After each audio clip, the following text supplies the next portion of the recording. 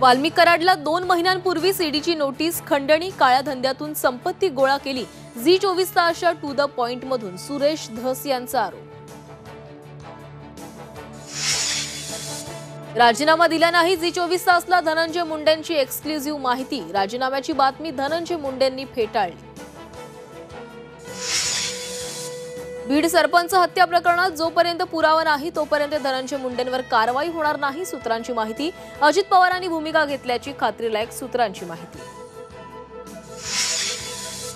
भारतात एचएमपीव्हीचे 6 रुग्ण, कर्नाटक, गुजरात आणि तामिळनाडूत रुग्णांची नोंद, तर नागपुरात एचएमपीव्ही व्हायरसचे 2 संशयित, काळजी घेण्याचं सरकारचं आवाहन।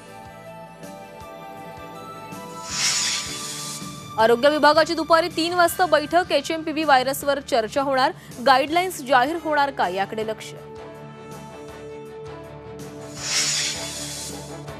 पालकमंत्रीपदाचा फॉर्म्युला ठरल्याची सूत्रांची झी 24 तासला माहिती, पालकमंत्रीपदासाठी ज्येष्ठ नेत्यांना प्राधान्य दिलं जाणार, सूत्रांचं म्हणणं।